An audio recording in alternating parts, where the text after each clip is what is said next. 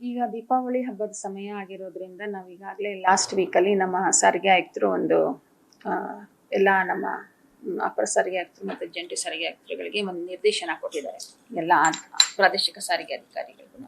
ಏನಂದರೆ ಮೊದಲನೇದಾಗಿ ಪಟಾಕಿ ಸಾಗಣೆ ಮಾಡುವಂಥದ್ದು, ಏಕೆಂದರೆ ಈಗ ಮ್ಯಾನುಫ್ಯಾಕ್ಚರಿಂಗ್ ಆಗುವಂಥದ್ದು ತುಂಬ ಇರುತ್ತೆ ಇವಾಗ, ಮತ್ತು ದಾಸ್ತಾನು ಇಟ್ಕೊಂಡಿರ್ತಾರೆ. ಕಳೆದ 2 ವರ್ಷದ ಹಿಂದೆ ಅತ್ತಿಬೇಲೆಯಲ್ಲಿ ಒಂದು ದೊಡ್ಡ ಇನ್ಸಿಡೆಂಟ್ ಆಯಿತು. ಅಲ್ಲಿ ದಾಸ್ತಾನು ಇಟ್ಕೊಂಡಿರೋ ಕಡೆನೇ ಸುಮಾರು ಜನ ಅದು ಬ್ಲಾಸ್ಟ್ ಆಗಿ ತೀರ್ಕೊಂಡ್ರು.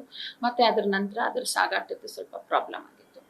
ಅದಕ್ಕೋಸ್ಕರ ಈ ಸತಿ ಮುನ್ನೆಚ್ಚರಿಕೆಯಾಗಿ ನಾವು ಹಜಾರ್ಡಸ್ ಗೂಡ್ಸ್ ಕ್ಯಾರಿ ಮಾಡೋದ್ರ ಬಗ್ಗೆ ನಾವು ಅವ್ರಿಗೆ ತಿಳುವಳಿಕೆ ಮೂಡಿಸ್ಬೇಕು ನೀವು, ಮತ್ತು ಇದ್ರದ್ದು ಪ್ರವರ್ತನ ಚಟುವಟಿಕೆ ಆಗಲೇಬೇಕು ಅಂತ ಹೇಳಿ ಅದಕ್ಕೆ ಸಂಬಂಧಪಟ್ಟ ರೂಲ್ಸ್ನೆಲ್ಲ ಎನ್ಯುಮರೇಟ್ ಮಾಡಿಬಿಟ್ಟು ನಾವು ಕಳಿಸ್ಕೊಟ್ಟಿದ್ದೀವಿ ಎಲ್ಲ ಇವ್ರುಗಳಿಗೂ. So they are on the job. ಅಂದರೆ ಹಜಾರ್ಡಸ್ ಗೂಡ್ಸ್ ಕ್ಯಾರಿ ಮಾಡಬೇಕಾದ್ರೆ ಅದರದ್ದೇ ಆದಂಥ ನಿಯಮಗಳಿರ್ತವೆ. ಅದ್ರದ್ದು ಲೇಬಲ್ ಎಲ್ಲ ಹಾಕೋಬೇಕು, ಏನು ಕ್ಯಾರಿ ಮಾಡ್ತಾ ಇದ್ದೀವಿ ನಾವು ಅನ್ನೋದನ್ನೆಲ್ಲ ಹಾಕೋಬೇಕು. ಮತ್ತು ಅವರು ಡ್ರೈವರ್ ಏನಿರ್ತಾರೆ ಅವ್ರಿಗೆ ಹಜಾರ್ಡಸ್ ಗೂಡ್ಸ್ ಕ್ಯಾರಿ ಮಾಡುವಂಥ ಡ್ರೈವಿಂಗ್ ಲೈಸೆನ್ಸೇ ಕೊಟ್ಟಿರ್ತಾರೆ ಸಪ್ರೇಟಾಗಿ, ಅವ್ರಿಗೆ ಸಪ್ರೇಟ್ ತರಬೇತಿ ಎಲ್ಲ ಕೊಟ್ಟಿರ್ತಾರೆ. ಅದನ್ನೆಲ್ಲ ನಾವು ನೋಡಬೇಕಾಗ್ತದೆ. ಇದು ಒಂದು.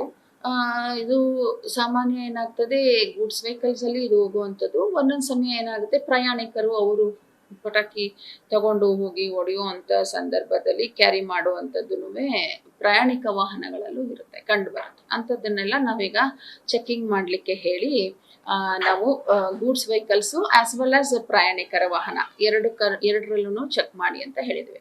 ಇನ್ನೊಂದು ಏನಂತ ಹೇಳಿದ್ರೆ, ಇವಾಗ ಹಬ್ಬದ ಸಮಯದಲ್ಲಿ ದರಗಳನ್ನ ಜಾಸ್ತಿ ಮಾಡಿ ಓಡಿಸೋವಂಥದ್ದು, ಅದು ವಾರಾಂತ್ಯದಲ್ಲಿ ಆಗ್ಬೋದು, ಅಥವಾ ಹಬ್ಬದ ಹಿಂದೆ ಮುಂದಿನ ದಿನ ಆಗ್ಬೋದು. ಈ ಥರದ್ದು ಮಾಡುವಂಥ ಸಂಭವಗಳು ತುಂಬ ಇರೋದ್ರಿಂದ ಅದ್ರ ಬಗ್ಗೆನೂ ನೀವು ತನಿಖೆ ಮಾಡಿ ಅಂತ ಹೇಳಿ ನಿರ್ದೇಶನ ಕೊಟ್ಟಿರ್ತಾರೆ.